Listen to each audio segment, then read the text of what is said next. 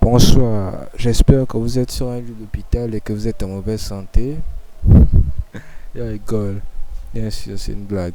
Bon, aujourd'hui je vais tenter un nouveau concept et comme vous avez pu le voir, c'est sur le OE que nous allons faire la leçon.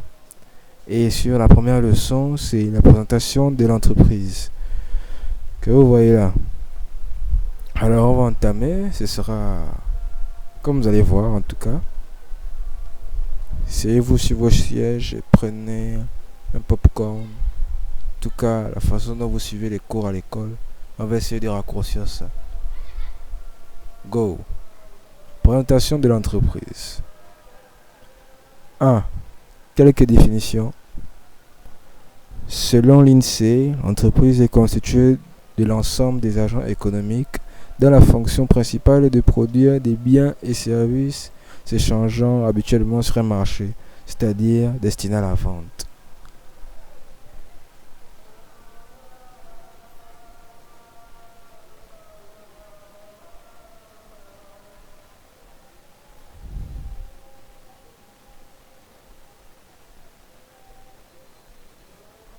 Wow, wow, wow, dégage, dégage, dégage, c'est quoi ça?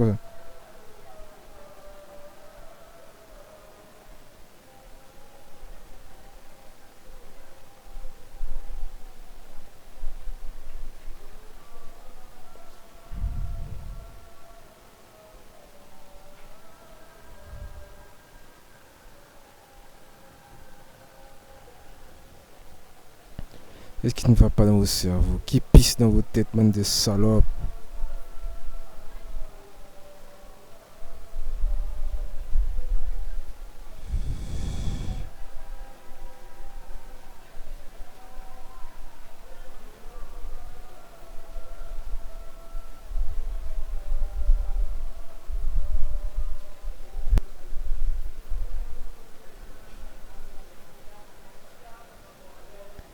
L'économiste définit l'entreprise comme une organisation qui met en œuvre des moyens matériels et humains plus ou moins importants dans le but de produire, échanger ou faire circuler des biens et services.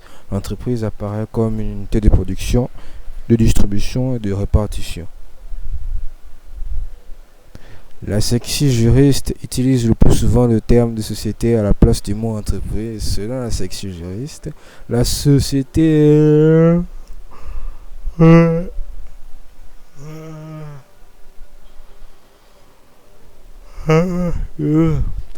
Attendez d'abord, excusez-moi. La société est un contrat par lequel deux ou plusieurs personnes conviennent de mettre en commun leurs biens ou leurs industries en vue de partager le bénéfice ou le profit de l'économie, pourcentage, qui pour en résulter, les associés s'engagent à participer aux bénéfices et aux pertes. Cette définition laisse apparaître trois éléments importants. 1. La mise en commun de certains biens constituant les apports par omise. 2. La recherche du bénéfice ou d'avantages et la répartition des associés aux bénéfices et aux pertes. L'intention. Et 3. L'intention de collaborer dans la gestion de la société. Le comptable. Le comptable que vous connaissez, que nous connaissons tous, ce type qui est un peu inutile et qui détourne l'argent de l'État chaque jour, on doit normalement l'égorger. On est dans un pays musulman ici. Si on attrapait tous les comptables, on devait les égorger. Ouais. Le comptable définit l'entreprise comme une organisation de forme juridique déterminée, constituée pour la production de biens destinés à la vente ou de services rémunérés. Cette définition obéit à l'idée que la comptabilité est à cheval entre l'économie et le droit. Ah, exactement. Et là, qu'est-ce que j'ai foutu avec les couleurs? Je suis devenu myope. Attendez, je lis pas bien. Je vais changer ça, attendez.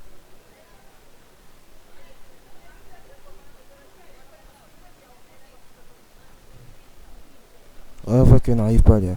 Oh, c'est la sorcellerie.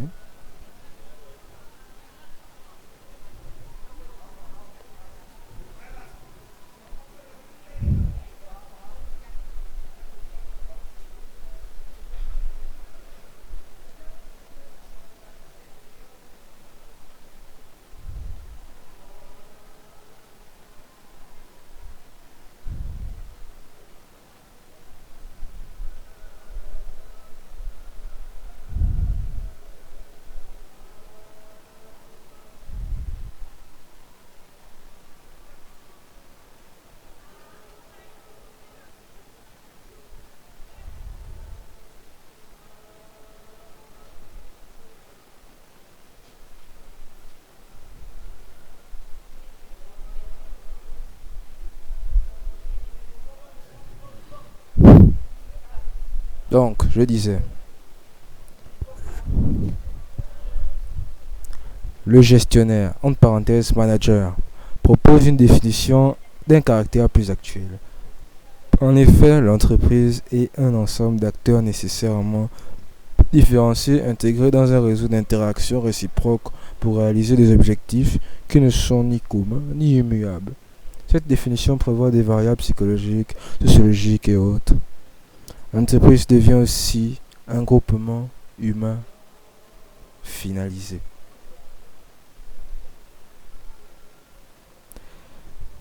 D'autres définissent l'entreprise comme une organisation qui fait des crimes rituels, qui est le terme le plus générique et le plus adapté à la gestion, car il englobe la dimension interne de l'entreprise et sa mission externe.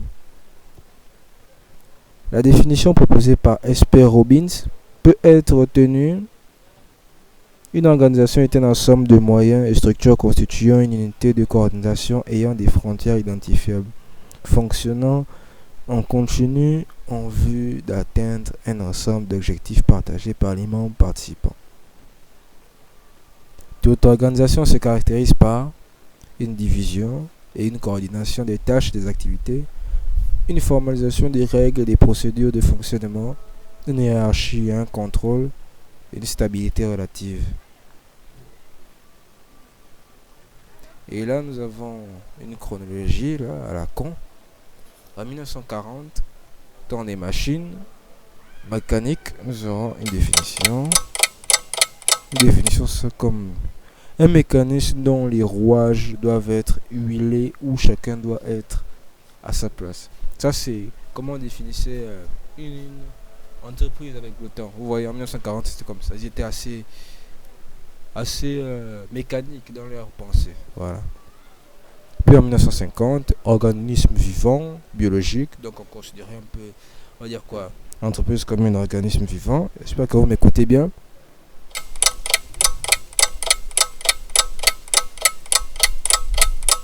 Attendez un peu. Attendez un peu. Je voudrais bien vous mettre dans le, dans le mood. Attendez.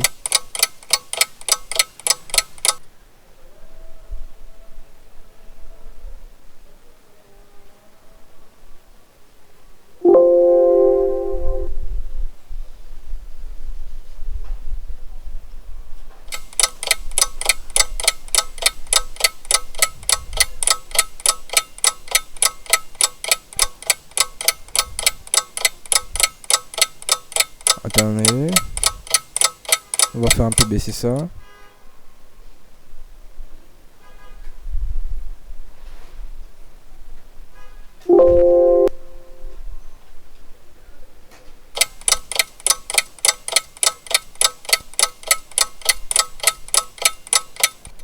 Non, c'était mieux comme c'était.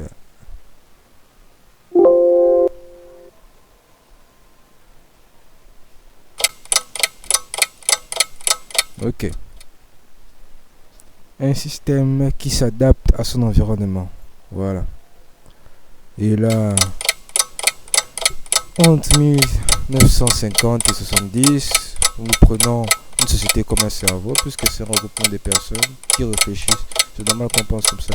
C'est toujours dans le cadre biologique. Et on le définit comme un cerveau qui rassemble et traite de l'information et commande aux organes. C'est très intéressant.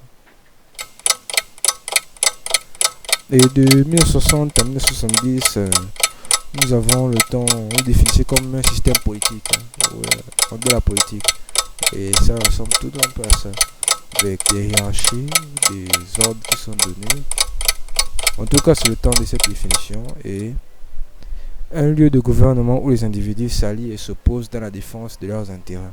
Ouais, c'est ça. Et 1950 à 70, prison mentale. On définissait l'entreprise comme une prison mentale. Et donc ça c'est dans un cadre psychologique. Vous voyez un peu. Et là, un lieu où le psychisme humain se manifeste, où les patients s'expriment, créateurs de plaisir et d'angoisse.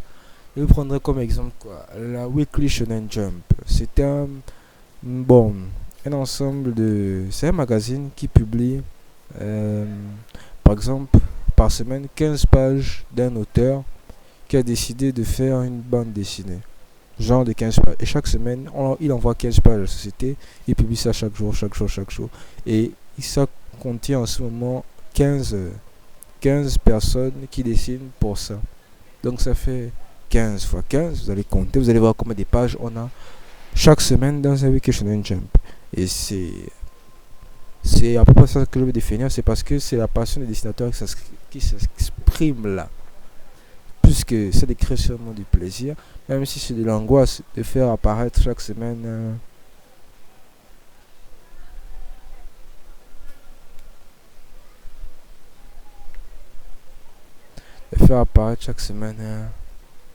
un manga de 15 pages. La femme et les enfants. Dites-moi un peu. Naruto a fait 15 ans. Et là, nous sommes en 1980, où on définissait l'entreprise comme une culture. Là, c'est un peu dans le cadre de l'anthropologie. Et là, je ne sais pas pourquoi. Un groupe qui sécrète des valeurs communes et qui crée des liens d'appartenance. Très vrai. Fin de la partie.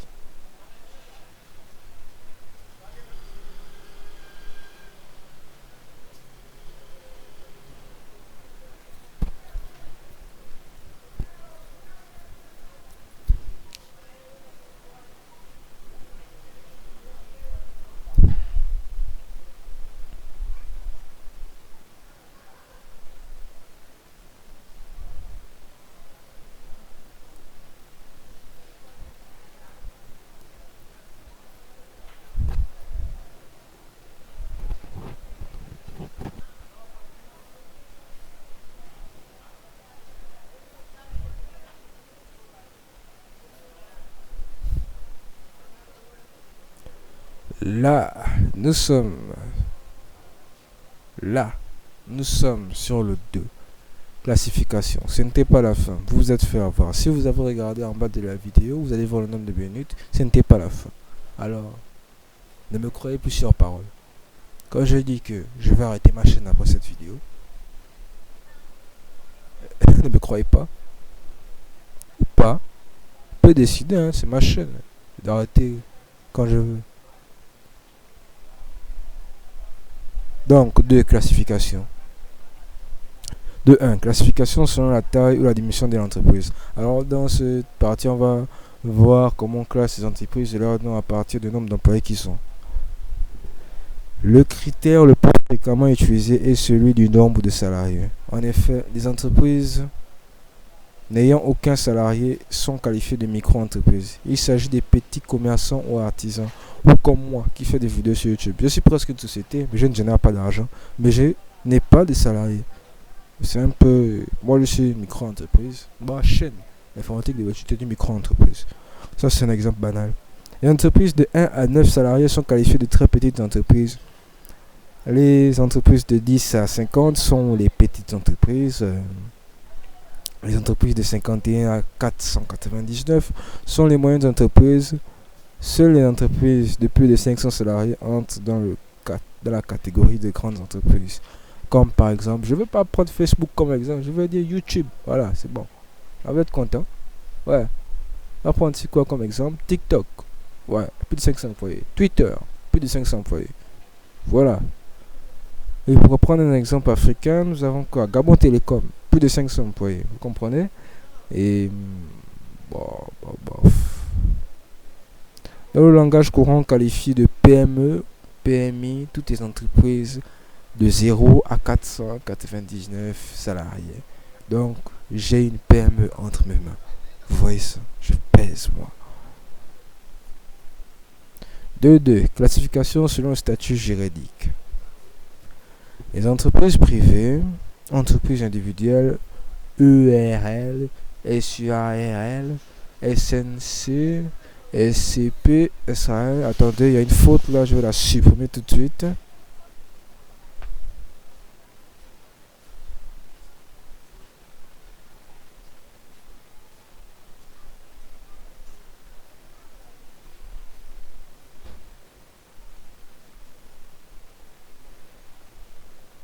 SARL, SA, etc. Exemple, Agassi, TV+, une chaîne africaine qui n'existe plus en ce moment au Gabon, Sobraga, les écoles. Sobraga, ah oui, qui est la société qui se gère, qui se charge de bourrer tous les Gabonais et tous les jeunes qui existent entre 13 et plus, il y a accident. Ouais, c'est eux là, ils font la Regab, le Coca, le Gino, la Dopel, ils ont fait la Vaudi aussi. Moi, j'ai commencé ça, j'étais encore très jeune. Et je les remercie pour ça. Merci. Tu n'es pas mis d'avoir mis des interdictions sur les bars. Hein. Tu n'es pas net pour les âges. En tout cas, merci. Hein. Vous avez fait de moi qui je suis en ce moment. Les écoles privées ou instituts privés de formation personnelle. Par exemple, l'école où je suis. Les entreprises publiques qui sont entièrement gérées par l'État. Par exemple, la Poste, RTL Gabon. 3. Les entreprises semi-publiques ou mixtes. L'État peut être majoritaire ou minoritaire.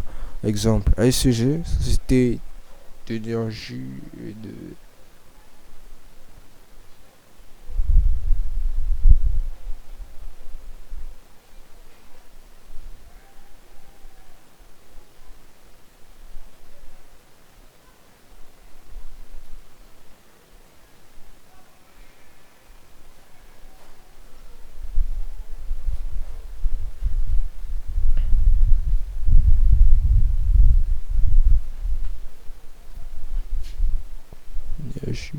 eau, d'énergie et d'eau du Gabon et Gabon Télécom. 3. Les formes de société. 3.1. Les sociétés de personnes. Dans ce type de société, la qualité des associés est primordiale. Ceux-ci sont censés se connaître, se faire confiance. L'exemple type est la société en nom collectif, SNC. Dans la SNC, les associés doivent impérativement être des commerçants. Leur responsabilité est illimitée et ils ne peuvent céder leur part. 3.2. Les sociétés de capitaux. Dans les sociétés de capitaux, la personnalité des associés n'a pas d'importance. Ils ne sont considérés que comme des apporteurs des capitaux. L'exemple type est la société anonyme SA. Les associés entrent et sortent librement en achetant ou vendant des parts sociales. Leur responsabilité est strictement limitée à leur apport. Et prenez par exemple le cas de Facebook ou Google, des grandes sociétés qui existent en ce moment. Facebook, chacun a eu ses parts et puis il fallait d'abord investir dans ça pour que le projet prenne un peu plus de l'ampleur. Et chacun des participants qui ont donné leur part peuvent sortir à n'importe quel moment. Si par exemple Meta, en ce moment il s'appelle Meta, perd chaque 1 milliard chaque mois, donc les investisseurs ou quelques investisseurs peuvent dire que bon, je vends mes parts parce que je ne veux pas encore perdre de l'argent, ça ne m'apporte rien. Et il va faire ça. Mais c'est quoi ce malade là qu'on dit comme si vous voulez tamponner des gens. Bon. C'est ça comme exemple Meta ou bien SpaceX, pareil, ce sont des sociétés à capitaux, sociétés de capitaux. 3.3. Les formes mixtes, hybrides. Ce sont des sociétés qui font à la fois les caractéristiques de société des personnes et des sociétés de capitaux. L'exemple type est la société à responsabilité limitée qui est en principe une société de capitaux. La responsabilité est limitée aux apports, mais la qualité des associés est importante. Thank you. Voici la fin de ce cours ou de cette vidéo. Peut-être il y aura une prochaine, mais ça dépendra de mon choix et de moi. Bonne nuit.